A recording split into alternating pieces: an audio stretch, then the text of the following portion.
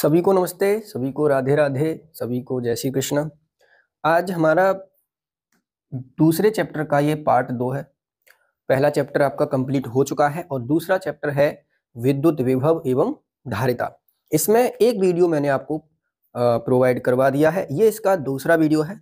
मैं कोशिश करूंगा कि ये इस पार्ट में पूरा कंप्लीट हो जाए। तो आपने अगर पहला पार्ट देखा होगा तो आपको इस पार्ट में, इस वीडियो में कोई भी दिक्कत नहीं आएगी और इस चैप्टर से जो भी क्वेश्चन जिस भी टॉपिक से पूछे जा सकते हैं वो सब मैं आज इसमें डिस्कस करूंगा। तो मुझे उम्मीद है कि आप सब अच्छे होंगे और अच्छे से अपनी तैयारी को कर रहे होंगे। देखिए, आप भी जानते हैं हमारे पास समय कम है, इसलिए मैं कोशिश कर रहा हूँ कि जल्दी से जल्दी आपका कोर्स ये ख़त्म हो जाए। तो आप भी साथ के साथ वीडियो को देखते रहिए और नोट्स अपने बनाते रहिए। कोई समस्या, कोई परेशानी हो तो उसे आप कमेंट में मुझे से पूछ सकते हैं। तो चलिए फिर शुरू करते हैं। तो आज का हमारा जो पहला टॉपिक है वो है विद्युत धारिता। तो धारिता का मतलब क्या है, पहले वो समझते हैं। धारिता का मतलब होता है धारण करने से, यानी उसमें कोई चीज कितनी आ सकती है। जैसे मान लीजिए कोई बर्तन है, जैसे ये एक बर्तन है, मान लो ये, इसमें 5 लीटर कोई वस्तु या पानी आ सकता है मान लो। तो इसकी जो धारिता है वो कितनी हो जाएगी, 5 लीटर। मतलब किसी भी बर्तन में कोई चीज कितनी आ सकती है उसी को उसकी धारिता कह देते हैं, उसकी क्षमता कह सकते हैं। तो अब हम बात कर रहे हैं यहाँ पे विद्युत धारिता की, यानी विद्युत की, यानी आवेश ग्रहण करने की। तो किसी भी चालक की आवेश ग्रहण करने की क्षमता को ही उसकी धारिता कहते हैं। तो यहाँ पर हमें यही देखना है कि धारिता क्या है, उसका फॉर्मूला क्या है, उसका मात्रक क्या है, उसकी विमा क्या है, सारी चीजें इस टॉपिक में कंप्लीट करेंगे। तो धारिता मैंने आपको बता दिया कि विद्युत धारिता क्या है, कि किसी चालक के आवेश ग्रहण करने की जो क्षमता है उसको उसकी धारिता कहते हैं। यहाँ पर थोड़ा सा आप ध्यान से समझिए। फिर मैंने यहाँ पे लिखा है कि यदि किसी चालक को Q आवेश देने पर उसके विभव में V वृद्धि होती है तो क्या होता है। देखिए, आप जानते हैं मैंने आपको जब मैंने आपको विद्युत विभव पिछले वाले पार्ट में पढ़ाया था तो मैंने पानी का एक एग्जाम्पल लिख दिया था वहां पे। अब उसे आप यहाँ पे समझना। देखिए, ये एक बर्तन है, तो इस बर्तन को मैं, मान लीजिए इसमें पानी डाल रहा हूं। तो जैसे जैसे इसमें पानी डालूंगा वैसे वैसे क्या होगा, पानी का स्तर बढ़ेगा। तो जैसे जैसे इसमें पानी आता जाएगा वैसे वैसे क्या होगा, इसमें पानी का स्तर बढ़ता जाएगा। और मैंने उस दिन आपको कहा था पानी का स्तर हम समझ सकते हैं जैसे विभव। तो इसमें जैसे मान लीजिए यहाँ पर एक चालक है, इस चालक को मैं जब Q आवेश दूंगा तो इसका विभव भी साथ के साथ बढ़ता जाएगा। जैसे जैसे आवेश दूंगा वैसे वैसे विभव का मान भी बढ़ेगा। ठीक है, तो जैसे जैसे पानी को आप ऐसे आवेश समझ लीजिए, यानी Q, और विभव को समझ लीजिए ये स्तर। तो जैसे जैसे पानी इसमें डाला जाएगा वैसे वैसे क्या होगा, इसका जो स्तर है पानी का वो बढ़ता जाएगा। वैसे वैसे यहाँ चालक के संदर्भ में होता है कि किसी भी चालक को जैसे जैसे आप आवेश देंगे वैसे वैसे उसी अनुपात में उसका विभव भी बढ़ता जाएगा। तो यहाँ पर हमने यही चीज लिखी है कि जो आवेश किसी चालक को देंगे तो उसके साथ ही साथ विभव में भी वृद्धि होती जाएगी। तो यहाँ से जो आवेश होता है वह विभव के अनुक्रमानुपाती होता है। तो यहाँ से हम समझ सकते हैं कि जो हमारा आवेश है दिया गया किसी चालक को वह उसके विभव के अनुक्रमानुपाती होता है। और यहाँ से अनुक्रमानुपाती का साइन हटाएंगे तो यहाँ पे कांस्टेंट आ जाएगा जो C है, जिसे हम कहते हैं अनुक्रमानुपातिक नियतांक। और इसी C को हम कहते हैं उस चालक की धारिता। तो यहाँ से हम C का मान निकालेंगे तो ये V Q के नीचे आ जाएगा। तो यहाँ से क्या हो जाएगा, C बराबर Q अपॉन V। अगर मैं इसका मात्रक निकालूं तो Q आप जानते हैं आवेश का मात्रक क्या होता है, कूलाम, और विभव का मात्रक क्या होता है, वोल्ट। तो यहां से इसका जो मात्रक आया वो क्या आया, कूलाम प्रति वोल्ट, और इसी को कहते हैं हम फेरड। ये है एसआई पद्धति का। और इसका सीजीएस पद्धति में मात्रक क्या होता है? सीजीएस पद्धति में इसका मात्रक होता है स्टेट फेरड, और उसका मान कितना होता है? 1 फेरड बराबर 9 गुणा 10 की पावर 11 स्टेट फेरड। ये इतना इसका मान होता है। अब यहां से आप कुछ चीजें और भी समझ सकते हैं, जैसे कि इसका जो विमा है, सी की विमा, वो क्या होगी? सी की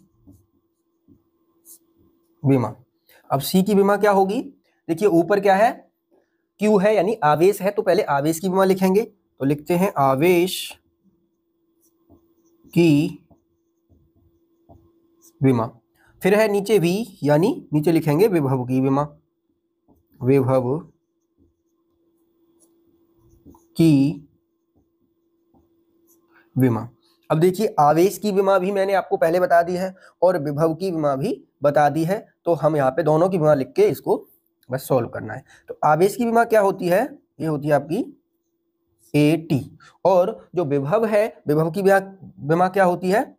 ml² T की पावर -3 A की पावर -1। बस इसे अब सॉल्व कर लीजिए। तो यहां से क्या हो जाएगा? m ऊपर जाएगा, माइनस का हो जाएगा, तो -1। l देखिए 2 पावर ऊपर जाएगी, माइनस का हो जाएगा।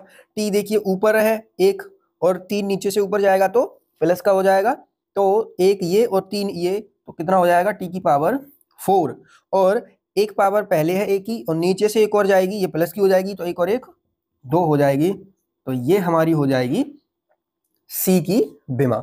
यहाँ एक चीज और समझ सकते हैं हम कि अगर मैं इस फॉर्मूले में ऐसा कर दूं, इसको आप चाहें तो समीकरण 1 मान लें, तो यह लिखेंगे समीकरण 1 में यदि क्या करें?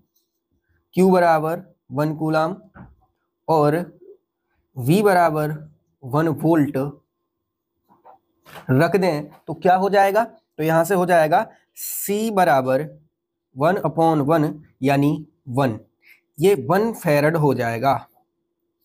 तो 1 फेरड की आप क्या परिभाषा दे सकते हैं कि यदि किसी चालक को 1 कूलाम आवेश देने पर उसके विभव में 1 वोल्ट की वृद्धि होती है तो उसकी धारिता कितनी होगी? 1 फेरड हो जाएगी।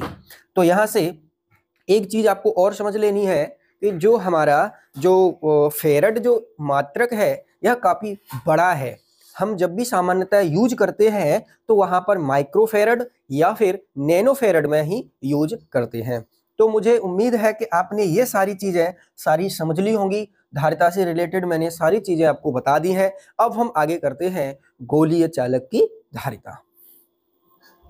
तो चलिए अपना अगला टॉपिक करते हैं। हमारा अगला टॉपिक है विलगित गोलीय चालक की धारिता, यानी विलगित। सबसे पहले विलगित समझिए क्या है। विलगित का मतलब होता है आइसोलेटेड, यानी इस चालक के पास कोई दूसरा चालक नहीं है।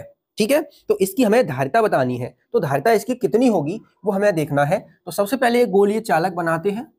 ये हमने गोलीय चालक बना लिया और इसकी त्रिज्या ले ली हमने r। तो सबसे पहले हम लिखेंगे कि माना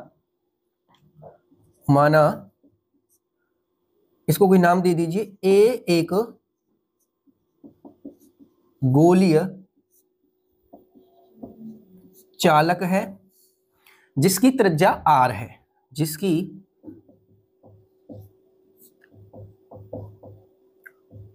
त्रिज्या r है। अब हमने इसको क्या किया? इसको Q आवेश दिया। चालक को Q आवेश देने पर उसके विभव में V वृद्धि हो जाती है। अब इस बात को हम समझेंगे। देखिए, इस चालक को मैंने, ये ए चालक था, इसको मैंने क्यू आवेश दिया। अब होगा क्या, इस चालक के पृष्ठ पर वह क्यू आवेश एक समान रूप से वितरित हो जाएगा। तो इस तरीके से वह आवेश इस चालक के पृष्ठ पर एक समान रूप से वितरित हो जाएगा। अब हम ये देख रहे हैं कि इस चालक के पृष्ठ पर किसी बिंदु पर विभव निकालेंगे। तो लिखते हैं, अतः चालक के पृष्ठ पर किसी बिंदु पर विभव, यानी आर दूरी पर विभव का फॉर्मूला क्या होता है, ये पहले हमने अच्छे से प्रूफ कर लिया है।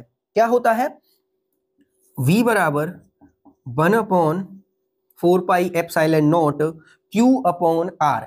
अब आवेश टोटल कितना था, Q, और दूरी कितनी है, त्रिज्या के बराबर, तो दूरी हो जाएगी आपकी r। अब यहां पर समझने वाली बात यह है, हमने ये जो आवेश है, जो Q आवेश इसको हमने दिया था, ये Q आवेश हमने इसको जब दिया था, तो वह आवेश इस चालक के पृष्ठ पर एक समान रूप से वितरित हो गया था।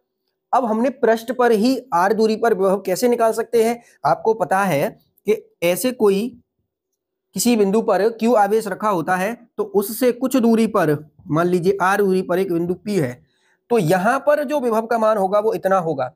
लेकिन क्या ऐसी कंडीशन यहां पर है, जो हमने आवेश दिया था वो तो इसके पृष्ठ पर एक समान रूप से वितरित हो गया।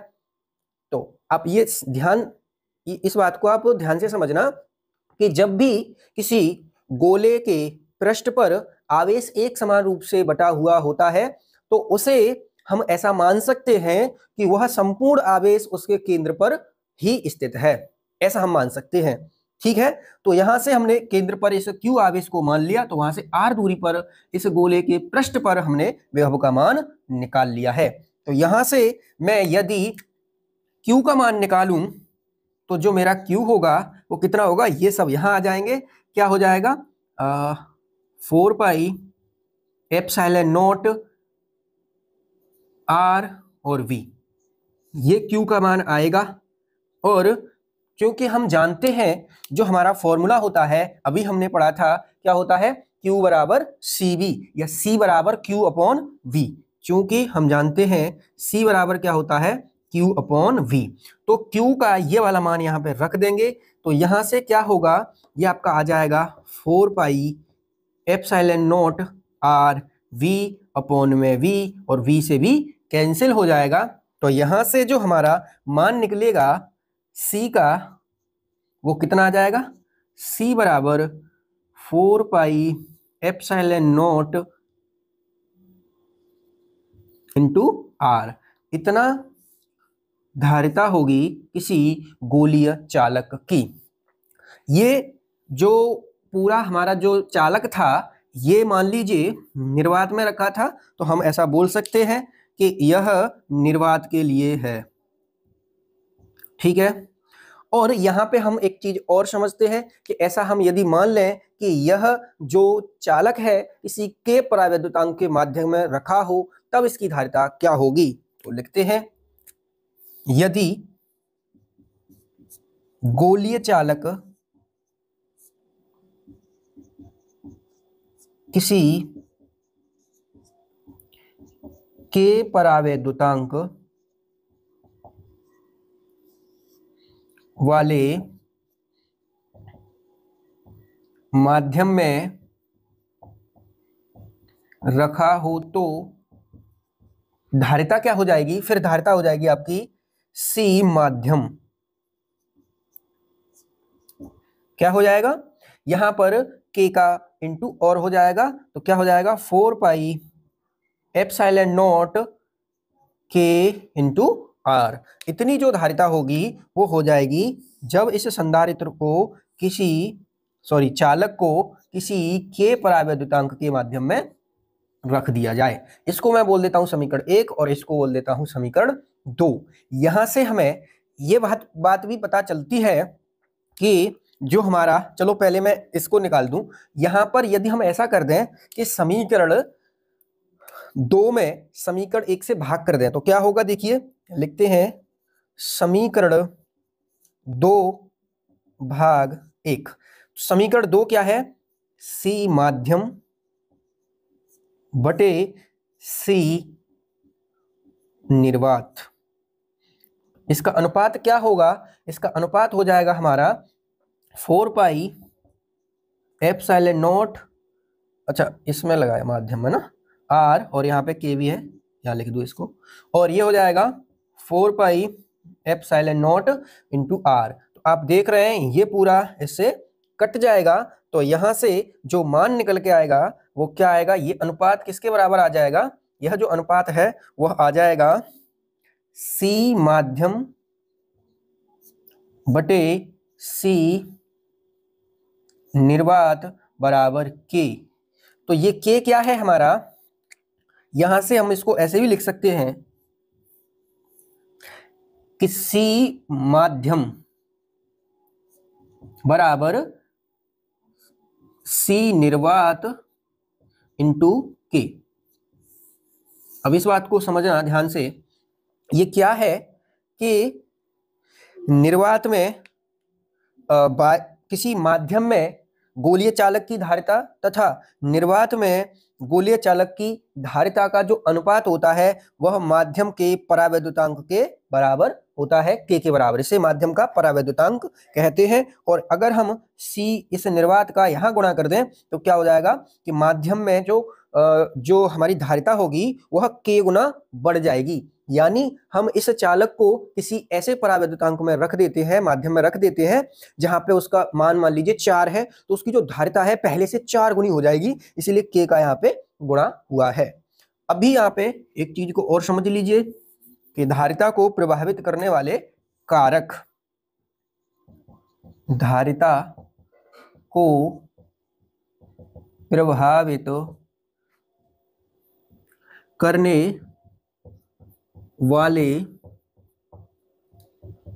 कारक, यानी धारिता को कैसे बदला जा सकता है। तो यहां से सबसे फॉर्मूला हमने क्या निकाला था, यहां देख लीजिए ये वाला है ना। तो यहां से आप देख रहे हैं कि जो धारिता है वो सबसे पहले त्रिज्या के अनुक्रमानुपाती होती है। तो धारिता त्रिज्या, यानी कोई चालक है उसकी जो त्रिज्या है, गोलीय चालक की जो त्रिज्या है वह इतनी ज्यादा होगी उतना ही उसकी जो धारिता है वो ज्यादा हो जाएगी, या आप क्षेत्रफल भी बोल सकते हैं, क्योंकि क्षेत्रफल जब त्रिज्या ज्यादा होगी तो क्षेत्रफल ज्यादा होगा। तो यहां से जो C है वो अनुक्रमानुपाती A के हो जाएगी। यानी यदि किसी जो हमारा चालक है, जो भी चालक होगा, उसकी धारिता बढ़ाने के लिए उसके क्षेत्रफल को हम बढ़ा देंगे तो उसकी धारिता बढ़ जाएगी। यहां से दूसरा हम यहाँ पे ये देख रहे हैं कि ये K, यानी किसी चालक को यदि हम किसी माध्यम में रख देंगे तो उस माध्यम के परावैद्युतांक का मान जितना होगा धारिता उतने ही गुने बढ़ जाएगी। तो C जो अनुक्रमानुपाती होता है वो परावैद्युतांक के भी होता है। तीसरा यहाँ पे हम ऐसा समझ सकते हैं कि यदि क्या हो, किसी चालक के पास हम एक दूसरा चालक ले आए तो क्या होगा, उसकी धारिता बढ़ जाएगी। क्योंकि क्या होगा कि यदि हम इसके पास एक दूसरा चालक ले आएंगे, मान लीजिए हमने दूसरा चालक रख दिया, तो क्या होगा, वह चालक इसके विभव में कमी कर देगा और विभव में कमी होने से उसका जो धारिता होगी वो बढ़ जाएगी। तो किसी अन्य चालक को पास में लाने से भी धारिता बढ़ जाती है, यानी अन्य चालक अनावेशित, ठीक है, को पास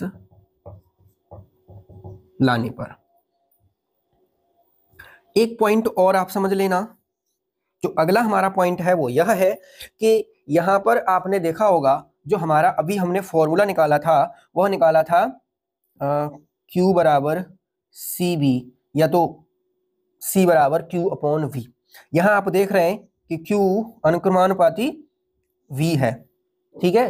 तो यहां से आप जो C, सॉरी ये C है, तो आवेश बढ़ाने पर धारिता बढ़ जाएगी, ऐसा नहीं होगा, क्योंकि यहां पर अभी मैंने आपको बताया था कि जब आवेश बढ़ता है तो साथ ही साथ विभव भी उसका बढ़ जाता है। तो यदि हम किसी चालक में आवेश बढ़ा देंगे तो धारिता नहीं बढ़ेगी, क्योंकि साथ ही साथ उसके विभव में भी वृद्धि हो जाएगी, ठीक है।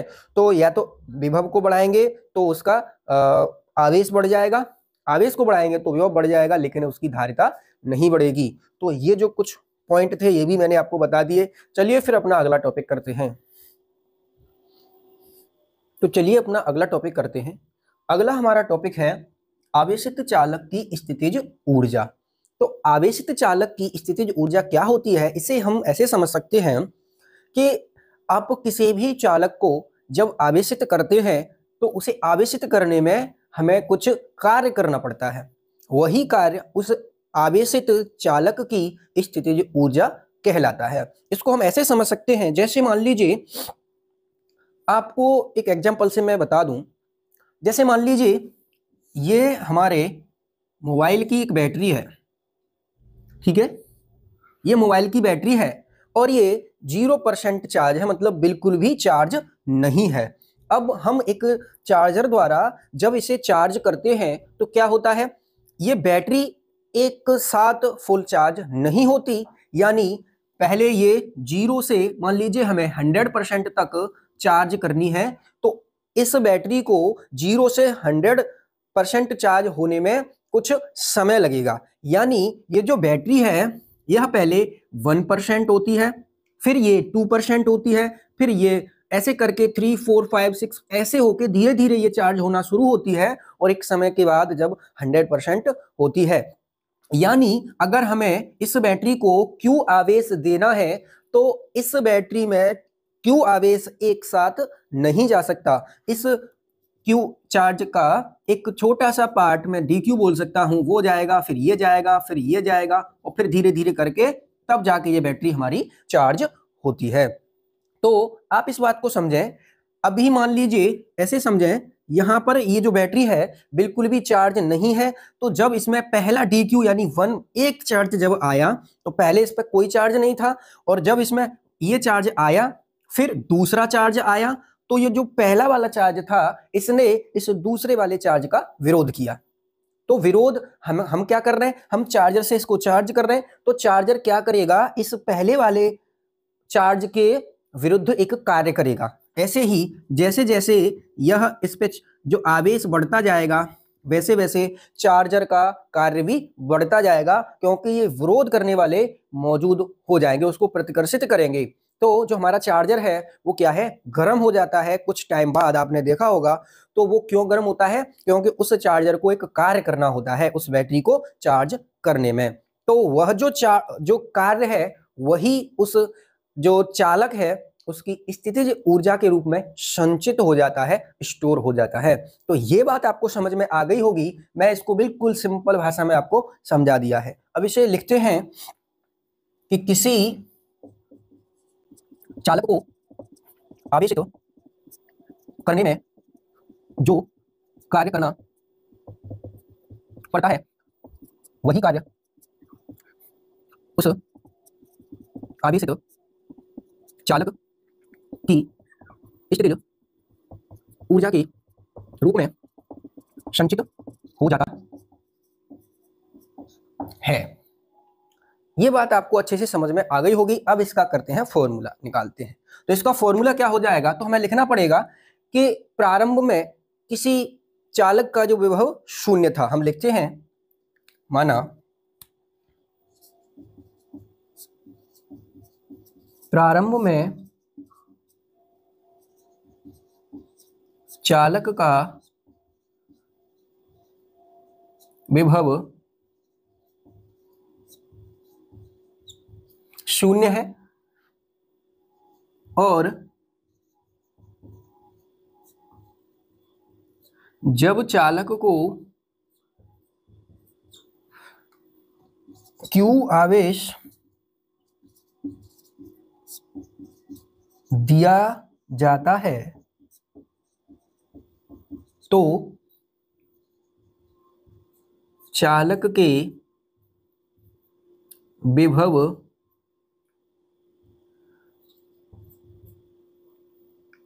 चालक का विभव v हो जाता है, ऐसा लिख देते हैं ना, विभव में ऐसे लिख दो, v वृद्धि हो जाती है,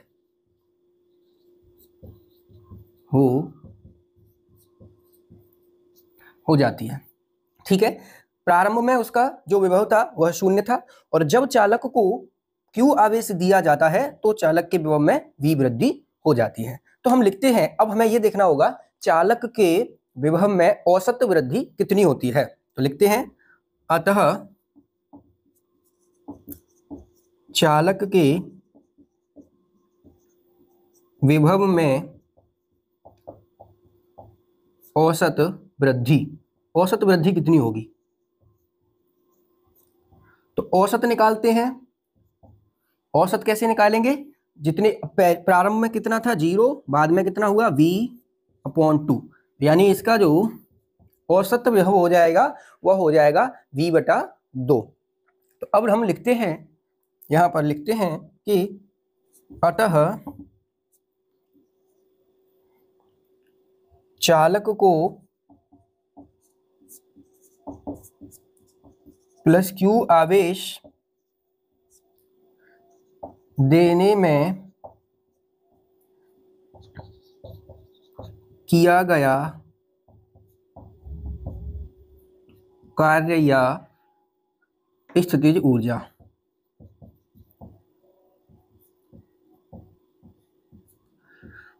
तो वो क्या हो जाएगा, U या तो W से लिख दें या फिर U से लिख दें। अब इससे पहले फॉर्मूला आपको पहले बता दिया है, क्या होता है, यहीं पे लिख दें, V बराबर W/Q। तो यहां से यदि W का मान निकालेंगे तो वो कितना हो जाएगा, वो हो जाएगा आपका W बराबर V/Q, W बराबर V/Q। तो यहां हमें यही करना पड़ेगा, क्या लिखेंगे, V, और V क्या है, औसत विभव, औसत विभव गुणा क्या होगा, आवेश Q। यहां से आप U बराबर क्या लिख सकते हैं, औसत विभव हमने निकाला है V/2 × Q। तो यहां से ये क्या हो जाएगा आपका, ये आपका हो जाएगा U बराबर 1/2 V × Q। ये आपकी स्थितिज ऊर्जा होगी किसी आवेशित चालक की। यहां से थोड़ा सा और इसको लिख दें, ये जो फॉर्मूला है यह कई तरीके से लिखा जा सकता है, आप जानते हैं, चूंकि Q बराबर क्या होता है, CB। तो यहां से यहां Q की जगह पे CB रख देंगे, तो इसको आप चाहें तो समीकरण 1 मान लें, ये इतना जूल होगा।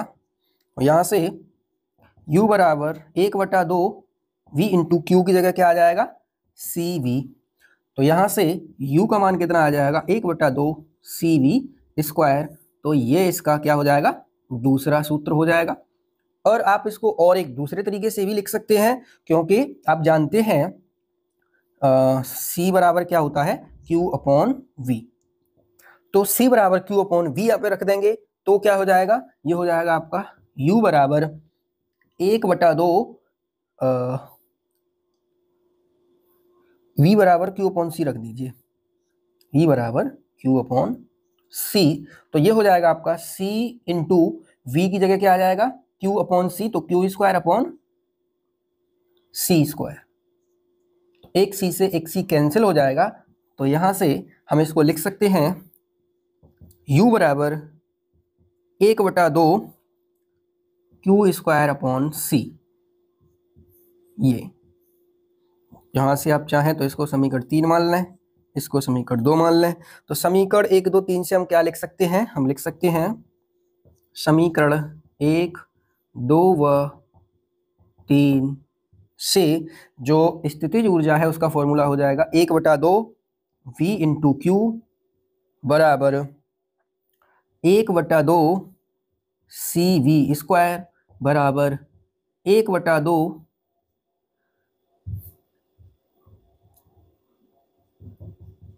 क्यू स्क्वायर अपॉन सी। तो आपको जैसा जैसा न्यूमेरिकल में जो जो वैल्यू दी होंगी उस हिसाब से हम उसी फॉर्मूले को यूज कर लेंगे। इतना जूल होगा। तो यह होता है आपका आवेशित चालक की स्थितिज ऊर्जा। बिल्कुल आसान तरीके से मैंने इसको आपको समझाया है। मुझे उम्मीद है कि आपको अच्छे से समझ में आ गया होगा। चलिए अगला टॉपिक करते हैं। चलिए अपना अगला टॉपिक समझते हैं। अगला हमारा टॉपिक है संधारित्र।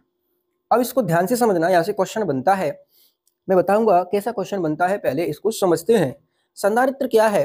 एक ऐसी युक्ति है जो किसी चालक की बिना भौतिक अवस्था बदले, यानी बिना उसका आकार बदले, उसकी धारिता को बढ़ा देती है।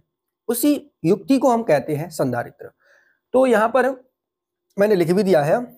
इसको ऐसे, ये जो चिन्ह है इससे व्यक्त करते हैं। यानी ये ध्यान रखना, ये लाइन दोनों जो मैंने बनाई है ये बड़ी छोटी नहीं होनी चाहिए, फिर वो बैटरी हो जाएगा। तो ये बिल्कुल समान सेम लंबाई की दोनों होनी चाहिए। यहां से फिर आगे समझते हैं कि जो संधारित्र का किसी चालक की आकार को बिना बदले उसकी धारिता को बढ़ा रहा है, इसका कारण क्या है, मतलब इसका सिद्धांत क्या है, किस सिद्धांत पर यह आधारित है। तो ध्यान से समझना। देखिए हमने यहाँ पे लिखा है कि जब किसी आवेशित चालक के समीप एक अन्य अनावेशित चालक को लाया जाता है तो आवेशित चालक की धारिता बढ़ जाती है। इसी सिद्धांत पर यह आधारित है। मैं आपको ये इसे समझाता हूं कि ये कैसे कम करता है। ठीक है, मतलब उस चालक की धारिता को और कैसे बढ़ा देता है। अब आप समझना, अभी मैंने आपको फॉर्मूला बताया था C बराबर Q अपॉन V। अब यदि मैं किसी चालक पर V का मान बढ़ाऊंगा तो क्या होगा, Q का मान 7 बढ़ेगा। इसीलिए हमने कहा था कि कोई भी चालक होता है उसके आवेश और विभव पर जो धारिता है वो निर्भर नहीं करती। ठीक है, वह मैंने बता भी दिया था कि किन किन चीजों पर निर्भर करती है। अब यहां समझना हमें क्या करना है। यदि हम ऐसा कर दें कि किसी चालक के विभव को घटा दें, अब यहां से तो हमें यह पता चल रहा है कि विभव घटाएंगे तो आवेश भी घटेगा। ठीक है, लेकिन हम ऐसा कर दें कि यहां पर इसके विभव में कमी कर दें आवेश को कांस्टेंट करके, तो क्या होगा, उसकी धारिता बढ़ जाएगी। अब यह होगा कैसे, इसको आप समझना। देखिए हमने यहां क्या लिखा है, किसी आवेशित, मान लीजिए मैं इसको एक छड़ के रूप में ले रहा हूं। बिल्कुल ध्यान से समझेंगे। ये एक क्षण है और इस क्षण पर मान लीजिए ये आवेशित क्षण है, ये आवेशित चालक क्षण है। अब इसके पास मैं एक दूसरी एक अनावेशित क्षण रखता हूं तो क्या होगा, आप जानते हैं प्रेरण की घटना क्या होगी। आप जानते हैं प्रेरण द्वारा आवेशन, पहले चैप्टर में आपने पढ़ा होगा, और शायद मैंने, हाँ यहाँ तो शायद नहीं बताया है, लेकिन स्कूल में मैंने आपको सब कुछ बताया है। देखिए यहाँ पर क्या होता है कि जब हम किसी आवेशित वस्तु के पास किसी अनावेशित वस्तु को रखते हैं तो अनावेशित वस्तु की जो आवेशित वस्तु के समीप वाली सतह होगी उस पर विपरीत प्रकृति का आवेश आ जाएगा। यानी यदि ये धनावेशित है तो यहाँ क्या आ जाएगा, ऋण आवेश आ जाएगा, और दूसरी जो सतह होगी उस पर धनावेश आ जाएगा। क्योंकि आप जानते हैं, इसको थोड़ा सा मैं आपको बता दूं, ये क्या होती है, प्रेरण की घटना क्या होती है कि आप ये तो जानते हैं कि ब्रह्मांड में जितनी भी वस्तुएं हैं सब परमाणुओं से मिलकर बनी है। अब परमाणु है तो उसमें धनावेश और ऋणावेश दोनों होंगे, यानी इलेक्ट्रॉन और न्यूट्रॉन दोनों होंगे। तो ये क्या करता है, यदि ये प्लेट धनावेशित है तो ये इसमें से इलेक्ट्रॉनों को अपनी ओर खींच लेगी, तो सारे इलेक्ट्रॉन दूसरी साइड आ जाते हैं, और बचे हुए जो प्लस है, ये प्लस उसमें उपस्थित धनावेश को अपने से दूर करेगा, तो वो दूसरी सतह पर सेपरेट हो जाते हैं। इस तरीके से यह जो सतह, इस पे पहली सतह पर ऋणावेश और दूसरी पे धनावेश आ गया, अगर यहाँ पर ये प्लस आवेशित है। ठीक है, अब होगा क्या, आप जानते हैं हमें क्या करना है, हमें इसके विभव में कमी करनी है, तभी हम इसकी धारिता बढ़ा सकते हैं। अब मान लीजिए इस समय इसका विभव क्या है, V है।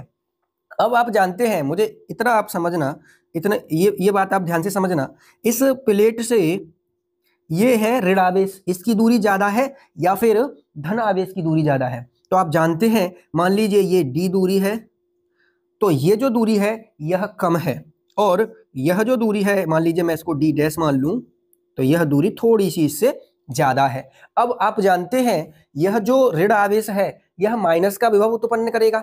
ठीक है, यहां से r दूरी पर विभव आप जानते हैं, फॉर्मूला होता है v बराबर 1/4 पाई epsilon not q upon r, यानी दूरी के व्युत्क्रमानुपाती होता है। और मैंने कहा था अगर ये धन आवेश होगा तो प्लस का विभव उत्पन्न होगा, ऋण आवेश होगा तो माइनस का होगा। मान लीजिए ऋण का आवेश है तो ऋणावेश ही जो विभव होगा वो ऋणात्मक होगा। तो यहाँ से यह जो आवेश है माइनस वाला, इसकी दूरी कम है, तो आप जानते हैं कम दूरी होगी तो विभव का मान ज्यादा, ये ज्यादा विभव उत्पन्न करेगा। ठीक है, अब मान लीजिए आप यह जो प्लेट थी इसका विभव उस समय b था और माइनस के कारण इसका जो विभव हुआ वह कितना हुआ, मान लीजिए माइनस का v1 हुआ, तो इसके कारण माइनस का v1 विभव उत्पन्न हुआ और इसके कारण मान लीजिए v2 विभव उत्पन्न हुआ। तो आप मुझे बताइए यहाँ v1 का मान तो ज्यादा होगा क्योंकि दूरी कम है। प्रारंभ में मैंने मान लिया कि इसका विभव क्या था, 10 वोल्ट था। ठीक है, इस वाली प्लेट का। अब इन दोनों में से प्लस के जो आवेश थे उन्होंने जो विभव उत्पन्न किया वह कम उत्पन्न किया और माइनस ने ज्यादा उत्पन्न किया। अब मैं इन दोनों के मान को भी मान लेता हूं, मान लीजिए इसके मान को मान लेता हूं मैं 10 वोल्ट माइनस का, तो इससे कम प्लस वाले ने उत्पन्न किया क्योंकि दूरी ज्यादा थी, मान लीजिए 8 वोल्ट। अब इनका कुल निकालूं तो माइनस का 2 वोल्ट हुआ। ठीक है, तो पहले इसका मान लीजिए 10 वोल्ट था या फिर 15 वोल्ट कुछ भी था, उसमें से 2 वोल्ट और कम हो जाएगा ना, इनका परिणामी निकालूंगा तो अब ये कितना बचेगा, इसमें से 2 वोल्ट और कम हो जाएगा, यानी ये बचेगा 13 वोल्ट। तो शुरुआत में इसका विभव कितना था 15 और हमने कितना कर दिया, 2 कम कर दिया, तो क्या हुआ, अब इसका हमने विभव कम कर दिया तो धारिता बढ़ाई जा सकती है। तो इस सिद्धांत पर यह जो हमारा संधारित्र है काम करता है। यहाँ आप एक चीज और देख रहे हैं, जब हम इसको और इसकी धारिता बढ़ाना चाहें तो क्या करते हैं, यहाँ पे इसको पृथ्वी से कनेक्ट कर देते हैं, तो जो प्लस आवेश है वह पृथ्वी में चला जाता है, तो इलेक्ट्रॉन आके इसको निष्क्रिय कर देते हैं। तो केवल जो प्लस का बढ़ा रहा था, मतलब प्लस वाला जो इससे बढ़ ही तो रहा था विभव इस प्लेट का, तो ये भी कम हो गया, यानी अब 10 कम हो जाएगा। तो 10 कम हो जाएगा मतलब क्या है, यह केवल 5 वोल्ट बचेगा। तो इस तरीके से संधारित्र को बनाया जाता है कि वह क्या करता है, उसके विभव में कमी कर देता है, जिससे उसकी धारिता बढ़ जाती है। तो यह एग्जाम्पल से आपको अच्छे से समझ में आ गया होगा। अब हम करते हैं समांतर प्लेट संधारित्र को पढ़ते हैं। चलिए अपना अगला टॉपिक करते हैं। तो हमारा अगला टॉपिक है समांतर प्लेट संधारित्र। साथियों काफी इंपॉर्टेंट है, कई बार आपके एग्जाम में पूछा गया है, ध्यान से समझना, बिल्कुल आसान है, अच्छे से आपकी समझ में आ जाएगा। तो सबसे पहले हम समांतर प्लेट संधारित्र किसे कहते हैं। तो क्या है समांतर प्लेट संधारित्र, मतलब क्या है कि इसमें समान क्षेत्रफल वाली दो आयताकार, समान क्षेत्रफल की और समान आकृति की दो प्लेटें लेते हैं जिनको एक दूसरे के समांतर रखते हैं, इसी को हम कह देते हैं समांतर प्लेट संधारित्र। तो यहाँ पे मैंने सारी चीजों को लिख दिया है कि माना समांतर प्लेट संधारित्र की दो समान क्षेत्रफल ए वाली आयताकार ए व बी प्लेटें हैं।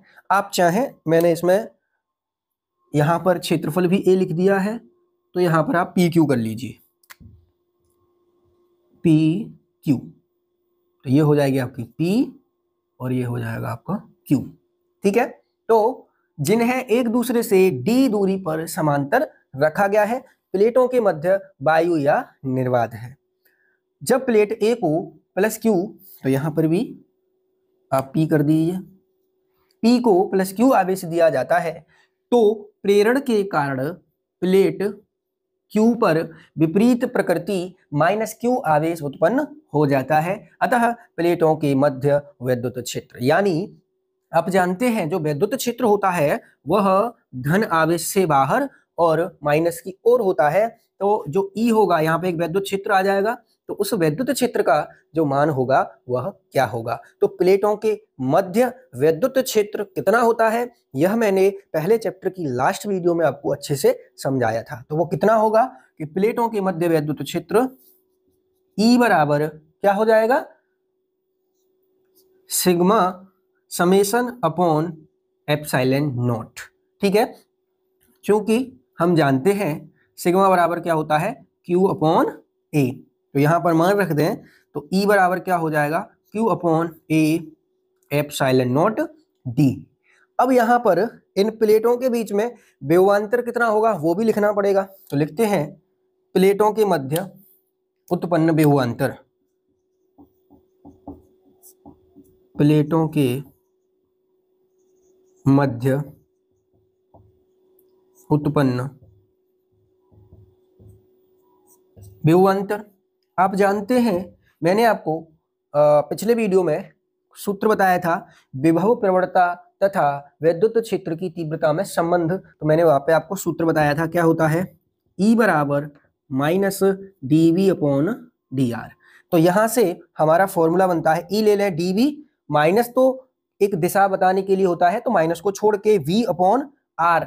ठीक है, और यहाँ पे बीच की दूरी कितनी है, D है, तो r की जगह क्या आ जाएगा, D आ जाएगा। तो यहां से जो फॉर्मूला आएगा वो आ जाएगा V अपॉन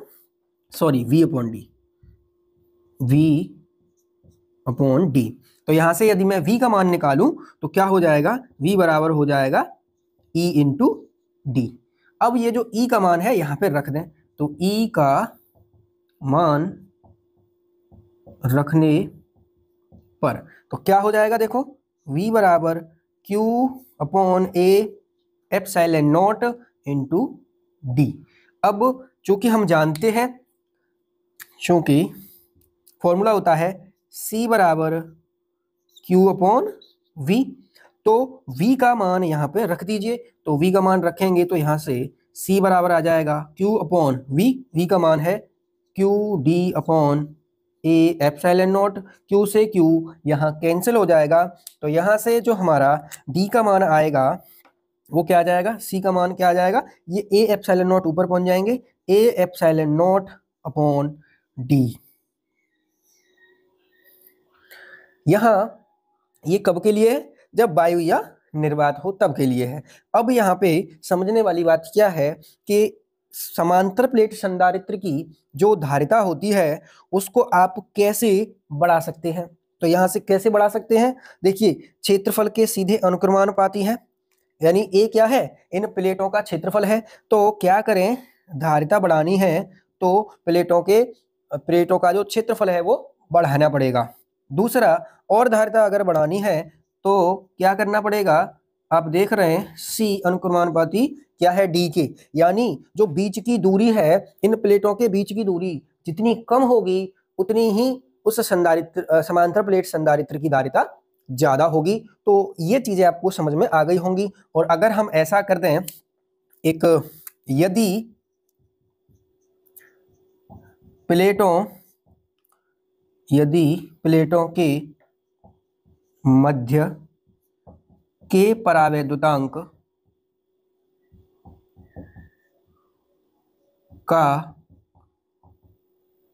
माध्यम हो तो धारिता फिर क्या हो जाएगी, वो C डैश मान लें, तो क्या हो जाएगा A एप्सिलॉन नॉट, साथ में आ जाएगा K अपॉन D, यानी K और आ जाएगा क्योंकि K परावैद्युतांक का माध्यम प्लेटों के मध्य है। यहां से आप चाहें तो थोड़ा सा और इसको लिख सकते हैं, C डैश बराबर ये जो इतना है, यह क्या है, यह वायु और निर्वात के लिए है धारिता। तो यहाँ पे इसकी जगह C हो जाएगी और क्या आ जाएगा K, यानी कि अगर आप इसकी धारिता को और बढ़ाना चाहते हैं तो ये जो दोनों प्लेटें हैं इनके बीच में कोई K परावैद्युतांक वाली कोई माध्यम रख सकते हैं, कुछ भी परावैद्युत पदार्थ रख सकते हैं, तो उससे उसकी धारिता उस K का मान जितना होगा उतने गुना बढ़ जाएगी। मुझे उम्मीद है कि मैंने जो आपको चीजें समझाई हैं अच्छे से समझ में आ गई होंगी, क्योंकि देखिए ये जो डेरिवेशन है इनको आप लोग तो बहुत ज्यादा कठिन मान लेते हैं, ये मैंने देखा है। और देखिए मैं आपको बिल्कुल आसान तरीके से इनको समझा रहा हूँ, बस देखो एक दो बार तो चीजें आपको करनी पड़ेंगी। आप किसी भी चीज को जब बड़ा मान लेते हैं तो वो बड़ा हो जाता है, अगर आप कठिन मान लेंगे तो वो कठिन हो जाएगा।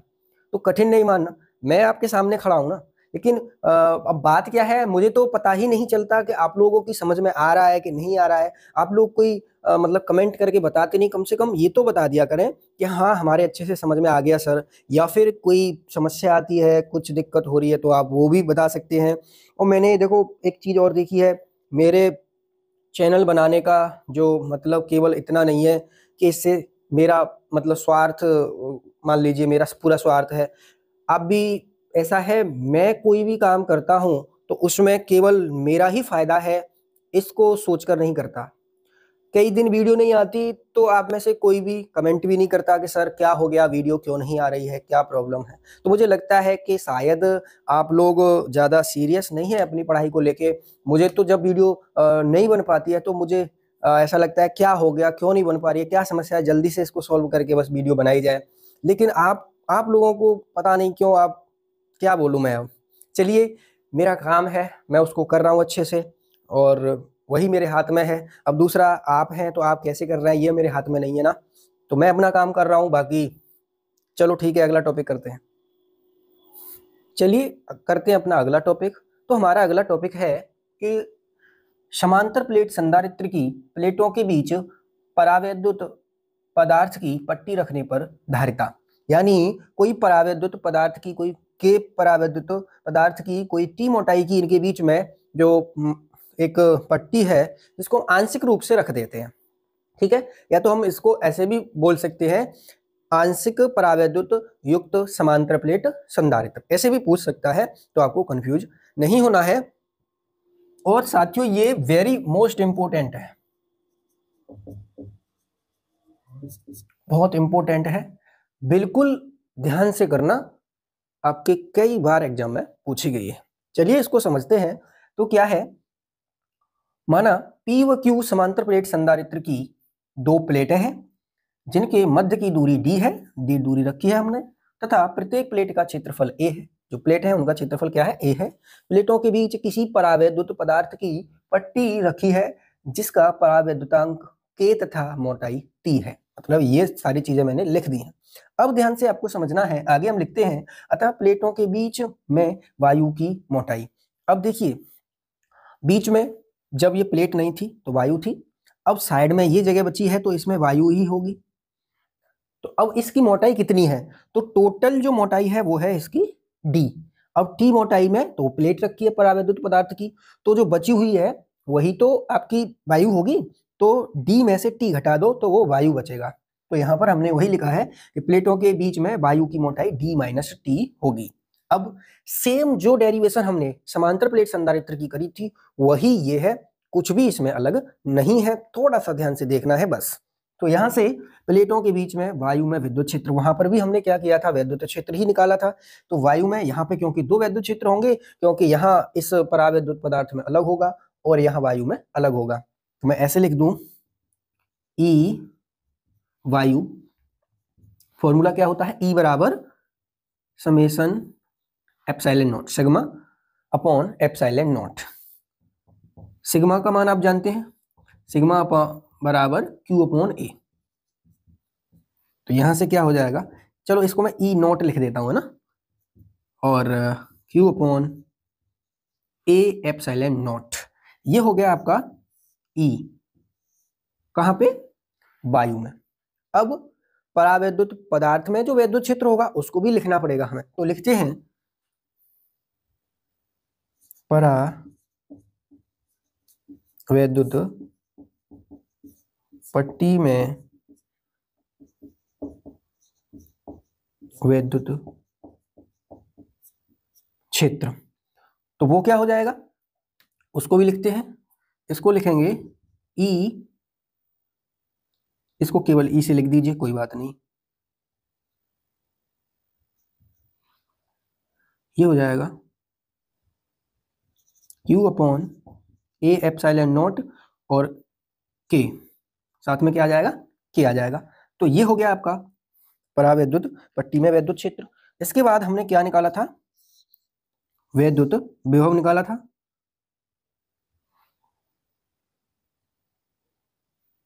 तो लिखेंगे अतः प्लेटों के बीच वैद्युत क्षेत्र, सॉरी विद्युत विभव, विद्युत विभव तो कितना हो जाएगा? एक तो आपका टी मोटाई की प्लेट में होगा और एक वायु में होगा, माध्यम में और वायु में दोनों होगा। तो V बराबर क्या होगा? V नॉट बोल देता हूं मैं वायु में, और V इसको आप V डैश बोल दीजिए, तो इसको हम V डैश बोल देते हैं, यानी प्लेट में। अब आप जानते हैं फॉर्मूला वही जो पहले लगाया था, सेम वही है। हमने फॉर्मूला लगाया था E बराबर V अपॉन D, क्योंकि D है यहाँ से, तो V का मान निकालेंगे तो क्या हो जाएगा? E into D। ठीक है, तो D दूरी जब लेंगे तब, ये हमने पिछली बार यूज किया था पिछली डेरिवेशन में, यानी पूरे का जब हम बात करेंगे, अब हम अलग अलग बात कर रहे हैं तो वही दूरी हमें लेनी पड़ेगी। तो V बराबर क्या हो जाएगा आपका? देखो V नॉट यानी V का मान क्या है? E इंटू डी, तो E नॉट इंटू डी। अब D क्या है? यानी वायु में मोटाई कितनी थी? D माइनस टी, तो यहाँ पे आ जाएगा D minus T plus V। ये कौन सा V है? ये बात कर रहे हैं हम टी मोटाई की प्लेट में, तो यहाँ पर भी E इंटू डी ही होगा, तो E की जगह क्या आ जाएगा? E डैश माना है तो E डैश इंटू, अब ये कहाँ निकाल रहे हैं हम? टी मोटाई की प्लेट में, तो मोटाई कितनी है उसकी? T, तो ये हो जाएगा आपका। अब ये दोनों मान E नॉट और E डैश दोनों के मान रख दीजिए, तो V बराबर क्या हो जाएगा? E नॉट का मान कितना है? Q upon A epsilon not D minus T, और प्लस E डैश का मान कितना है? ये वाला Q upon A epsilon not K, और साथ में आ जाएगा T। अब आप देख रहे हैं A एप्सिलॉन नॉट कॉमन है, तो यहाँ से कॉमन कर लीजिए, तो V बराबर कितना आ जाएगा? Q upon A epsilon not D। अब बचा क्या यहाँ पे? यहाँ बचा D minus T plus T upon K। अब ये इतना क्या आ गया? विभव। हमें क्या निकालनी है? धारिता। तो हम जानते हैं क्योंकि C बराबर Q अपॉन V, V का मान रख दीजिए ये वाला, तो क्या है? Q तो ऊपर है ही, नीचे क्या है? ये Q upon A epsilon not, अंदर बचेगा D minus T plus T upon K, ऐसे। तो यहाँ से अब आप देख रहे हैं कि ये Q से Q कैंसिल हो जाएगा, A एप्सिलॉन नॉट ऊपर पहुंचेगा, तो यहाँ से C का मान क्या आ जाएगा आपका? A एप्सिलॉन नॉट अपॉन, चलो मैं आगे लिख दूँ इसको, जगह कम है, तो यहाँ से ये आ जाएगा C बराबर A epsilon not D minus T plus T upon K। ये समांतर प्लेट संधारित्र की धारिता है, जब उस समांतर प्लेट संधारित्र की प्लेटों के बीच T मोटाई की तथा K परावैद्युतांक की एक प्लेट को आंशिक रूप से रख दिया जाए, तब ये फॉर्मूला आपका आएगा। अब इसके लिए मैं आपको कुछ स्थिति और बता देता हूं कि यहाँ पे और कौन सी स्थिति होती है। स्थिति फर्स्ट, यदि क्या हो कि ये जो प्लेट है पूरे ही जितनी जगह है, ये जो टी मोटाई की जो परावैद्युत युक्त जो परावैद्युत जो पट्टी है, इसको हम पूरे में भर दें, मतलब यानी जितनी मोटाई डी की है उतनी ही टी की हो जाएगी, तो क्या है हो जाएगा? यदि अब मैं नहीं लिख रहा हूं उसे, डी बराबर टी, मतलब जितनी जगह में डी है उतनी में टी हो जाए, तो जहां जहां क्या होगा? जहां जहां आपका डी है वहां क्या हो जाएगा? टी हो जाएगा। तो यहाँ से क्या होगा फिर देखिए, सी बराबर ए एप्सिलॉन नॉट, डी की जगह आ जाएगा टी माइनस टी, और फिर आ जाएगा टी अपॉन के। तो यहाँ से ये टी से टी कैंसिल हो जाएगी और ये के ऊपर पहुंच जाएगा, और अच्छा ये भी यहाँ पे डी आएगा। क्या रखा है हमने? टी, डी की जगह पे टी रखी है ना, ठीक है। तो यहाँ से सी बराबर क्या हो जाएगा? ए एप्सिलॉन नॉट के ऊपर, और नीचे आ जाएगा आपका टी। ये हो जाएगा आपका फॉर्मूला। तो मुझे उम्मीद है कि आपको ये सारी चीज़ें समझ में आ गई होंगी। आज हमने आपको संधारित्र और धारिता के बारे में सारी चीज़ें कंप्लीट करवा दी हैं, और यहाँ पे एक दो स्थिति और है। वीडियो काफ़ी लंबा हो चुका है तो मैं आगे नहीं करा रहा हूँ, छोटे छोटे पॉइंट हैं, आप थोड़ा सा मैंने वो स्कूल में भी आपको पढ़ाया है, बाकी आप थोड़ा बुक में देखेंगे तो हो जाएगा। अब ये जो आपके संधारित्र होते हैं इनका श्रेणी क्रम समांतर क्रम भी उसे आप कर लेना, बिल्कुल नॉर्मल फॉर्मूले हैं, फॉर्मूले याद कर लेना, डेरिवेशन ज़्यादा इंपॉर्टेंट नहीं है। मैं इस वीडियो को यहीं पे समाप्त कर रहा हूँ। आप देखिए ये सारी चीज़ें ध्यान से आप अगर कर लेते हैं तो आपको एग्जाम में कोई भी दिक्कत नहीं होगी। वैसे मैं देखता हूँ, देखिए ज़्यादा आपको पढ़ाई का प्रेशर नहीं लेना है, क्योंकि देखिए प्रेशर लेने से आपका नुकसान हो जाएगा। आप कोशिश करिए मैक्सिमम समय का उपयोग करने का। मैं आपको देखिए पहले भी इन चीज़ों को बता चुका हूँ कि जो हमारी शिक्षा है, ये हमारे जीवन का एक महत्वपूर्ण हिस्सा होती है, लेकिन हमारा जीवन नहीं होती। हम आपसे ये नहीं कह रहे हैं कि आपको पढ़ाई नहीं करनी है, लेकिन पढ़ाई को इतना ज़्यादा सीरियस भी नहीं लेना है कि ज़िंदगी आपको छोटी लगने लग जाए पढ़ाई के सामने। ज़िंदगी बड़ी है, ये तो हमारे जीवन में एक छोटा-सा एक हिस्सा है, जो पढ़ाई है, तो इसको एन्जॉय करते हुए करिए। और जो देखिए शुरुआत से जब पढ़ाई होती है, स्कूल खुलते हैं, तब से अगर पढ़ाई नहीं करता तो उसको तो समस्या आएगी ही आएगी। मैं आपसे बार-बार ये चीज़ें कहता हूँ, हमने जो अपना चैनल बनाया है, केवल इसलिए नहीं बनाया कि हमें केवल आपको ये साइन थीटा, कॉस थीटा, धारिता, आवेश यही सब पढ़ाना है। आने वाले समय में हम इस चैनल पर आपको बहुत सारी चीज़ें ऐसी करवाएँगे, जो आपको कहीं दूसरी जगह शायद ही मिलेंगी। मेरे जीवन का केवल यही लक्ष्य नहीं है, ये तो केवल हमारे जीवन में जो शिक्षा है उसका महत्व मैं कम नहीं कह रहा हूँ, लेकिन वही बात लौट फिर के आती है कि जीवन नहीं है। क्योंकि हमारे जीवन का जो लक्ष्य है वह बहुत बड़ा है। वो मैं अभी हमारे पास इतना समय नहीं है, मैं उसे कभी बस अभी हमारा जो बस लक्ष्य है वो यह है कि हम कैसे जल्दी से जल्दी कोर्स को ख़त्म करके और आपके एग्ज़ाम तक इसको ख़त्म कर दें, जिससे कि हम आगे भी अब तो जुड़े रहेंगे और आगे हम बात करेंगे कि लाइफ़ में जो सबसे ज़्यादा इम्पोर्टेंट है वो क्या है? उस पर चर्चा करेंगे। बस आप खुश रहिए और ज़्यादा टेंशन मत लीजिए। कोई बात है तो आपका भाई खड़ा है, बोलिए। मैं आपसे अब ये बात कैसे कहूँ? आपको कोई भी समस्या होती है, कुछ भी दिक्कत होती है तो आपका भाई खड़ा है। कभी भी मैंने आपको क्लास में भी बोला है और यहाँ फिर से बोल रहा हूँ, कोई भी समस्या होगी मैं अगर सॉल्व कर सकता हूँ तो मैं 1 मिनट छोड़िए, मैं सेकंड भी नहीं सोचूँगा। अगर आपके भले के लिए मुझे करना होगा, मैं तुरंत तत्पर तैयार रहूँगा उस चीज़ के लिए। क्योंकि आप मेरे अपने हैं, तो अपनों के लिए करना मेरा फ़र्ज़ है और मैं करता रहूँगा। और मैं फिर कह रहा हूँ, मेरे चैनल बनाने का केवल इतना लक्ष्य नहीं है कि मुझे आपको केवल पढ़ाई करवानी है। पढ़ाई से अलग कुछ चीज़ें हैं जो पढ़ाई से भी बहुत ज़्यादा इम्पोर्टेंट हैं, वो अभी हम उस पे चर्चा नहीं कर रहे हैं। कुछ लोग ऐसा देखते हैं कि मतलब यूट्यूब पे अब हम आ रहे हैं, अब हम पढ़ा रहे हैं, क्या ही करोगे तुम? क्या कर लोगे? है ना? कितने सब्सक्राइबर मिल जाएँगे तुम्हें? अभी इस समय ऐसे बहुत सारे टीचर हैं जो कि मतलब स्मार्ट बोर्ड पे पढ़ा रहे हैं, पूरी-पूरी टीम लगी हुई है। हमारे पास कोई टीम नहीं है, कोई भी मतलब ऐसा नहीं है कि जो हमारे सपोर्ट करे कि हमारा मान लीजिए वीडियो एडिट करने में या फिर अपलोड करने में, थंबनेल बनाने में वन मैन आर्मी है अपनी तो। लेकिन मुझे पता है कि मैं अभी आपको मेरा मेरा ये एक तरह से मेरा धर्म है कि मैं अगर शिक्षा के क्षेत्र में कुछ कर सकता हूँ, तो वो मैं कर रहा हूँ। बस आप सीरियस होके थोड़ा-सा अभी, ज़्यादा तो समय है नहीं, 1 डेढ़ महीने के लिए अच्छे से करिए। और जब हम ये कहते हैं कि शिक्षा ही महत्वपूर्ण नहीं है, इससे भी बड़ा कुछ है, तो हम ये नहीं कहते कि आप शिक्षा को छोड़ दो, ठीक है? तो चलिए फिर मिलेंगे अगली वीडियो में। और अगली वीडियो में हमारा इसमें चैप्टर खत्म हो गया है हमारा, तीसरा चैप्टर हम शुरू करेंगे। तब तक के लिए आप खुश रहिए और मस्त रहिए, कोई दिक्कत नहीं है, भाई खड़ा है इधर। बस बोल दिया करो, कुछ प्रॉब्लम हुआ करे तो मैं हूँ, कोई टेंशन की बात नहीं है, ठीक है? चलिए फिर मिलते हैं, सबको राधे-राधे, जय श्री कृष्ण।